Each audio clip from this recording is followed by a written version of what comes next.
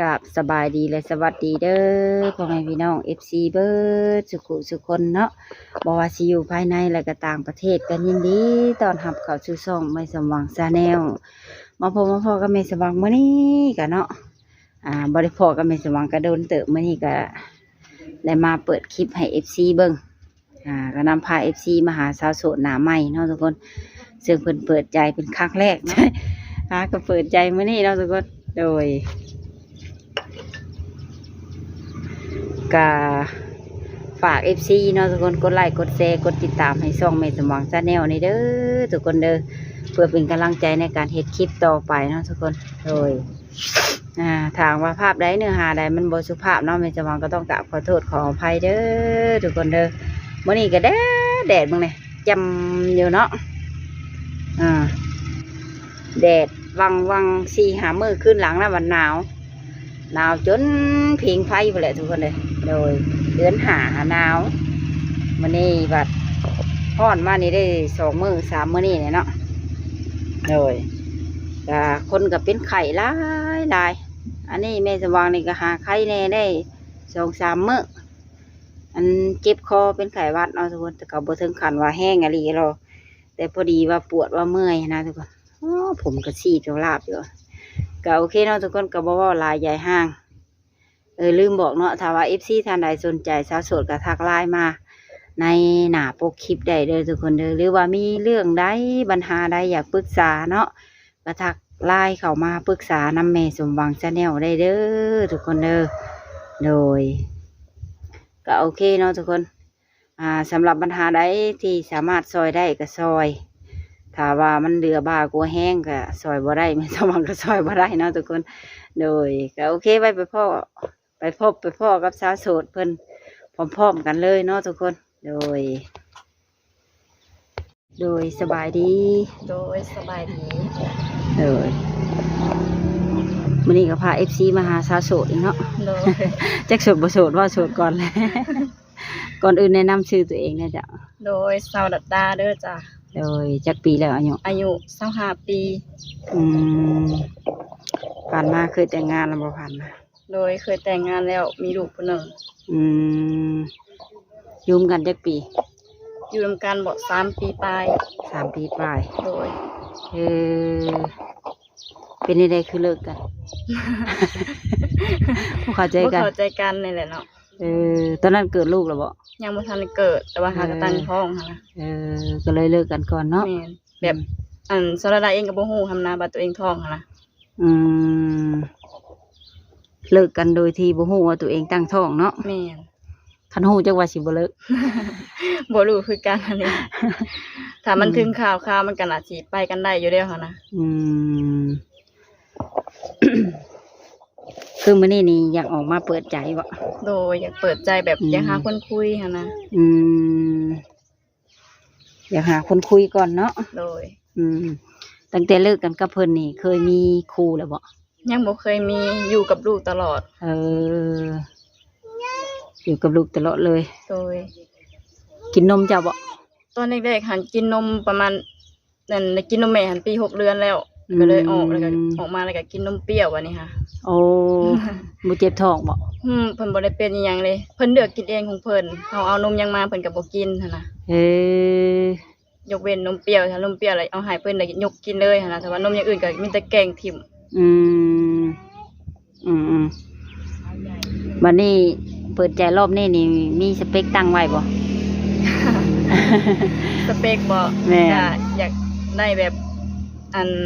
หน้าตาดีหน่อยนึงนะเพราะว่าพอไปบัดไปบ้าไร่ก็บ่ถึงว่าขี้ร้ายนะโดยอายุได้ซะอายุนี่ก็50ลงมานะแล้วมา60ลงมาก็ได้นะอาจจะ60ลงมาเนาะโดยเพราะว่าเอาลื่นตัวเองหน่อยนึงนะเพราะว่าเจ้าของก็อายุ25 ปีแล้วนะอยากให้เพิ่นอายุใหญ่กว่านะ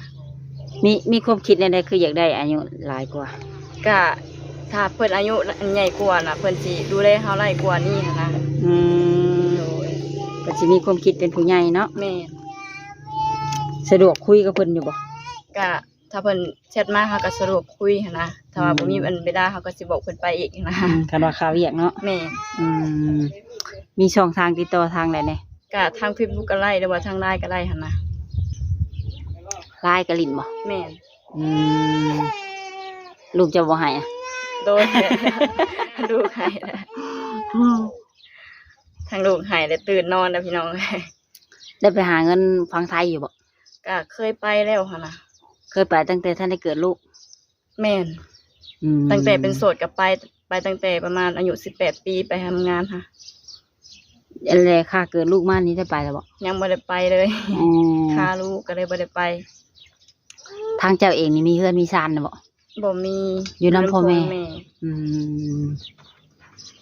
อยู่นำพ่อแม่เจ้าเป็นลูกผู้ที่เท่าไหร่จ้ะ เป็นผู้ที่หนึ่งเลยค่ะนะ เออ เพราะว่า ลูก เพราะว่า ที่ ไอ้กงนี่เพิ่นก็เสียแล้วค่ะนะก็เลยเป็นผู้ที่หนึ่งเลยแล้วก็มีน้องสาวคนหนึ่งอยู่กัน2 คนพี่น้องค่ะ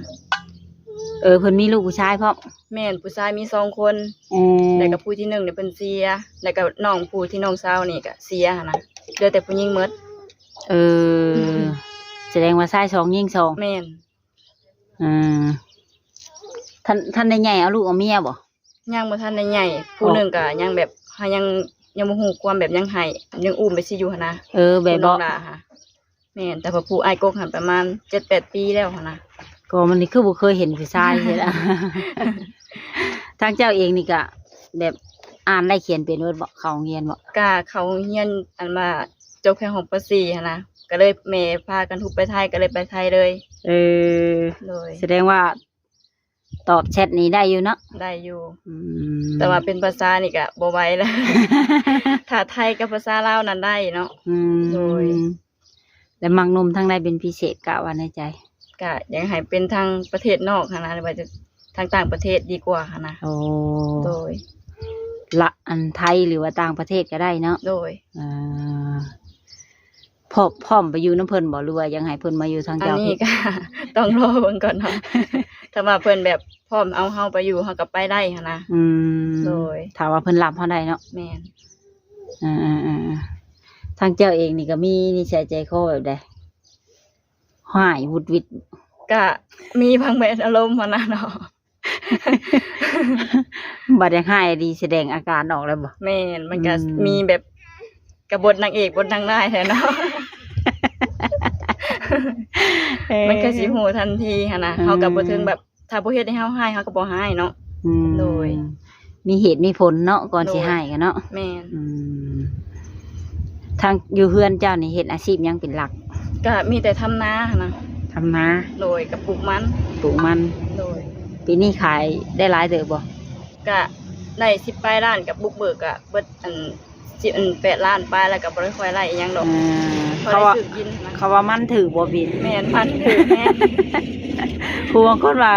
ขี้ข้านฮอดคุดว่าบ่ แม่น เพ เพราะว่าเห็นราคามันน่ะก็ผู้ลางคนก็บ่อยากก้าวฮอดค่าออกกันไปสวนมันซำนะ เพราะว่าราคามันถูกแฮงปีนี้ค่ะ อ่อนโยกก็มอง แม่น พ่อแม่เจะเพิ่นปลูกหลายอยู่บ่ ก็บ่ได้ปานใดหั่นนะ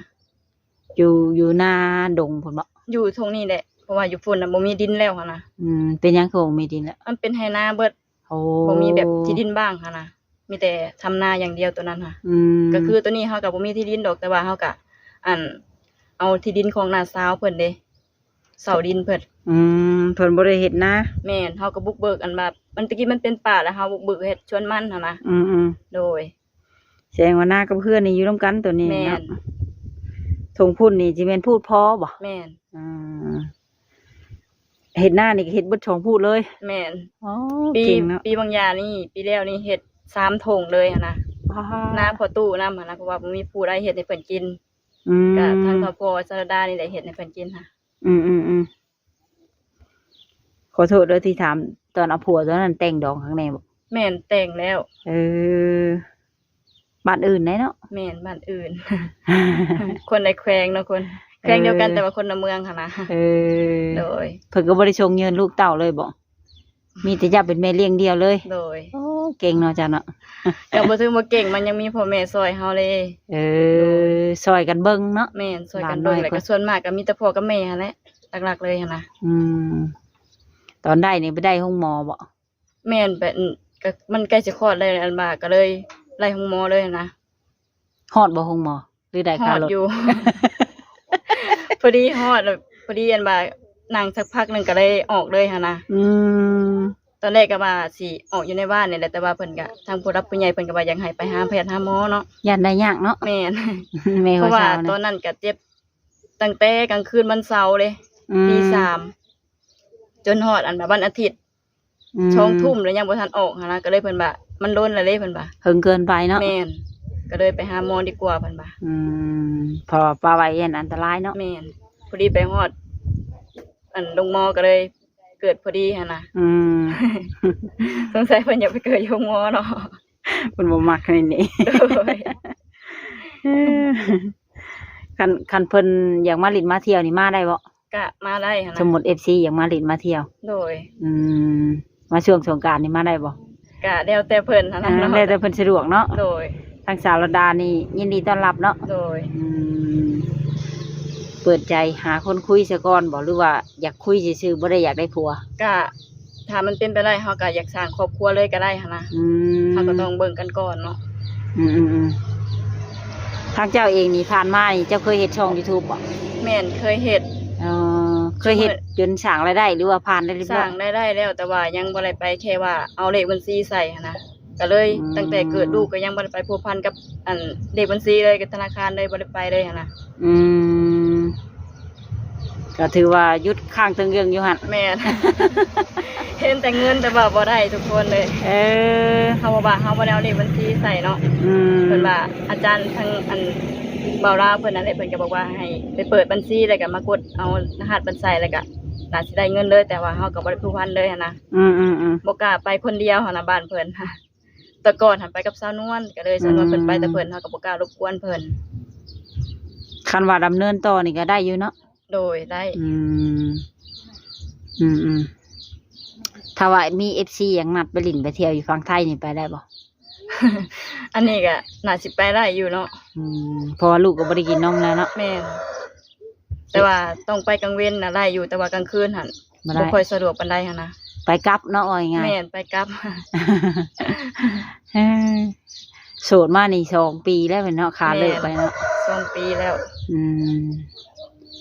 ช่วงแรกๆก็บ่คิดเหงาบ่คิดอยากได้หาก็มาคิดปีนี้บ่หรือ บ่ ว่า คิดหากะปีนี้ก็เลยแบบมันเหงาหั่นนะก็เลยยังหาคนคุยเบิ่งก่อนนะว่าซั่น อ่ะ อีกอย่างเฮาก็อยู่กับลูกเฮาก็มันก็บ่ถึงกับเหงาปานใดหั่นนะเนาะ อืม ก็เลยคุยกันได้แต่ว่าเฮาก็อยากมีต่อไปเฮาก็อายุเฮาก็เริ่มสิหลายขึ้นเฮาก็อยากหาคู่หาคิงแบบมันจะมาสร้างซากับเฮาหั่นนะ อยากสร้างครอบครัวเนาะ โดย อืมหมู่รุ่นเดียวกันนี่ก็มีครอบมีครัวเนาะ แม่ มีเฮือนมีซาน โดย กลับมามองเขาเองมันยังบ่มีเนาะ แม่ ก็เลยคิดอยากได้บัด โดย อืม อยากได้นี่อยากได้แต่แบบว่าคนรวยบ่หรือว่าคนแบบบ่รวยก็ได้ แบบเอาด้วยกว่าเฮาหั่นนะเพราะว่าเฮาก็ อืม พอซำนี้พอได้อยู่ได้กินหั่นนะเฮาก็อยากให้มีกว่าเฮาหน่อยหนึงหั่นนะ โอ้ โดยพอได้สร้างครอบครัวไปต่อหั่นนะ พอได้พึ่งพาอาศัยแน่เนาะ คันเอาซ้ำกันนี่มันจะไปบ่รอดเองเนาะ แม่น ก็บ่แม่นว่าเลือกเนาะก็ว่าอยากได้ดีกว่าเก่า แม่น อืม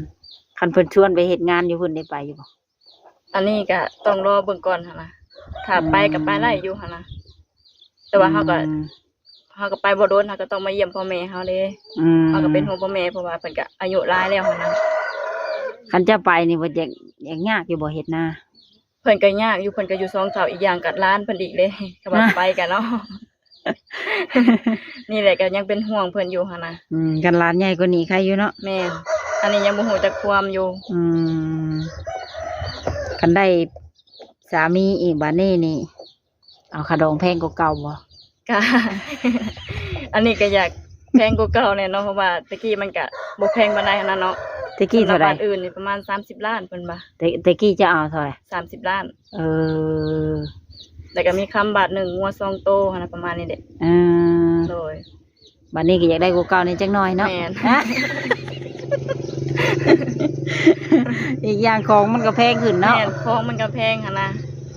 คัน30 ล้านซ้ำเก่านี่บ่อยากจุบ บ่ไหวแล้ว เนาะ หั่นน่ะแม่น 30 ล้านนี่ก็ตกอยู่50,000 บาทเนาะ แม่น 40,000ปลาย ประมาณนี้แหละเนาะ อ่า เพราะว่าตะกี้มันแบบมันเงินบ่แพงซำนี้เด้หั่นนะ ๆ แต่ ตอน สมัยนี้มันแบบเงินบาทหลายกว่าเงินกีบหลายกว่าเงินบาทปานนี้หั่นนะ 30 ล้านตะกี้ถือว่าหลายเติบเนาะ แม่น จัดงานรวมงานรองกันยังเหลืออีกอยู่เด้ค่ะ แม่น อ่า ซุมื้อนี้เขาว่า30ล้านได้ค่าเบียร์เพิ่นก็บ่พอแล้วหั่นนะ แต่50 ล้านยังอย่างอื่นเนาะ แม่น อิงใส่เศรษฐกิจมันทุกคนเลย บ่แม่นว่าเพิ่นเว้าเอาแพงดอก โดย ก็อยาก